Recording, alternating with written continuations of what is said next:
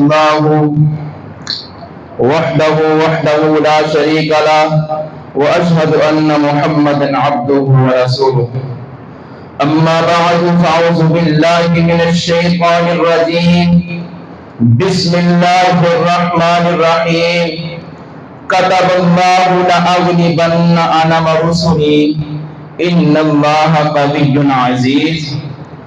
محترم اساتذہ اکرام اور میرے ہم مکتب ساتھیوں، آج کا میرا موضوع صرف ایک شعر پر مبنی نہیں بلکہ یہ ایک اعلان بغاوت ہے، ایک آواز قیام ہے، ایک تحریک جہاد ہے.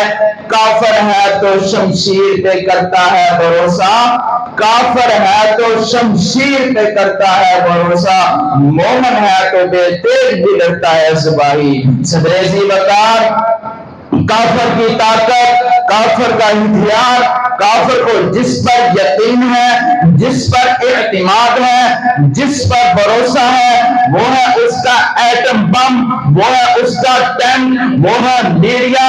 لیکن اس کے برعکس اگر دیکھا جائے، مومن کی طاقت، مومن کا یقین، مومن کا بھروسہ، وہ اس کے پاس ایمان ہے، اس کے سینے میں قرآن ہے اور تکبیر کی للکار ہے اور جہاد ہے. اللہ رب العالمین قرآن مجید کے اندر فرماتے ہیں وَكَانَ حَقًّا عَلَيْنَا نَصْرُ الْمُؤْمِنِينَ، ہم پر لازم ہے کہ ہم مومنوں کی مدد کریں. یہ وعدہ اللہ رب العالمین نے ان لوگوں سے کیا، ان لوگوں سے کیا جو زبان سے نہیں بلکہ میدان میں آ کر جہاد کرتے ہیں، ایمان کا ثبوت دیتے ہیں کہ ہم کٹنے کے لیے تیار، ہم مرنے کے لیے تیار، لیکن ہم کافر کے سامنے جھکنے کے لیے تیار نہیں. نہ کہ ان لوگوں سے کیا جو زبان سے دعویٰ کرتے ہیں.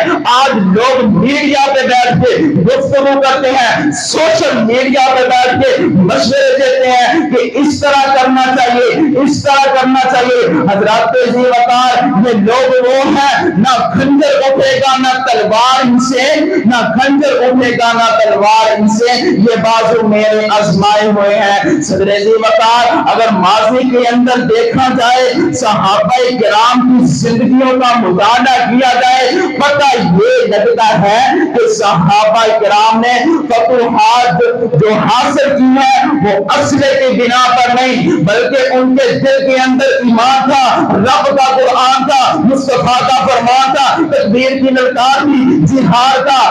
خدا کی قسم بدر کا میدان دیکھا جائے 313 آگے 1000 کا لشکر، لیکن صحابہ کرام گھبرائے نہیں، ڈٹے رہے، قدم جمے رہے اور کافر کو یہ پیغام دیا سن لو کافرو، ہم کٹنے کے لیے تیار، ہم مرنے کے لیے تیار، ہم کٹ بھی سکتے ہیں، ہم مر بھی سکتے ہیں، لیکن آپ کے سامنے جھک نہیں سکتے. احد کا میدان دیکھ لے، صحابہ کرام زخموں میں بچور، زخموں سے زخم آ رہے ہیں، لیکن صحابہ کرام گھبرائے نہیں.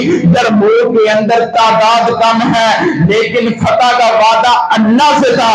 اور خندق کے اندر اگر دیکھا جائے حضرات وقار تو قرآن پاک نے یہ نقشہ بیان کیا ہے یا ایھا الذین آمنوا اذکروا نعمت اللہ علیکم اذ جاءتکم جنود فارسلنا علیہم ریحا وجنودا لم تروها وکان اللہ بما تعملون بصیرا اذ جاءوکم من فوقکم ومن اسفل منکم واذ زاغت الابصار وبلغت القلوب الحناجر وتظنون باللہ الظنون.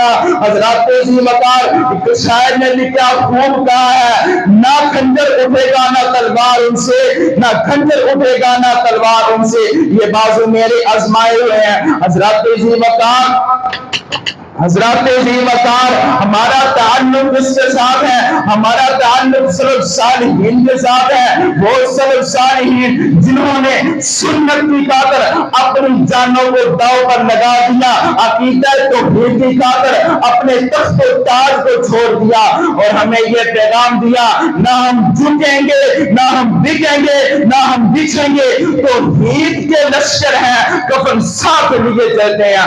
حضرات وقار آخر میں یہ پیغام دینا چاہتا ہوں، نہ ہم امریکہ سے ڈرتے ہیں، نہ ہم اسرائیل سے ڈرتے ہیں، نہ ہم روس سے ڈرتے ہیں، نہ ہم ملکی کے غلام ہیں، نہ ہم ٹرمپ کے غلام ہیں۔ کعبہ کے رب کی قسم ہم غلام ہیں، محمد مصطفیٰ کے غلام ہیں، صحابہ کے غلام ہیں، صحابہ کے غلاموں کے غلام ہیں۔ یہ بندہ کوئی نہ سمجھے کہ ہم پاکستان پر غلبہ حاصل کر لیں گے۔ حضرات جی وقار، یہ پاکستان جو میری آج آپ کی پہچان بن چکا ہے، یہ پاکستان وہ پاکستان ہے جسے حاصل کرنے کے لیے لاکھوں ماؤں نے اپنے بیٹوں کو نذرانے پیش کیے، لاکھوں بہنوں نے اپنے بھائیوں کو سولی پر چڑھتے ہوا دیکھا۔ حضرات جی وقار، ماؤں بہنوں کی عزتوں کو تار تار کیا گیا کہ ایک وقت آیا کہ پاکستان وجود میں آیا۔ اٹھو نوجوانوں، ہاتھ میں تلوار ہو یا نہ ہو، قرآن ہونا چاہیے ہاتھ میں۔ حضرات جی وقار، تلوار ہو یا نہ ہو، تکبیر کی للکار ہونی چاہیے۔ کفر کی رات لمبی ضرور ہے مگر حضرات جی وقار صبح بشارت کیا۔ آخر میں یہ دوبارہ پھر کہنا چاہتا ہوں، کافر ہے تو شمشیر پہ کرتا ہے بھروسہ، مومن ہے تو بے دیکھ بھی لڑتا ہے سپاہی۔ وآخر دعوانا ان الحمدللہ رب العالمین والسلام۔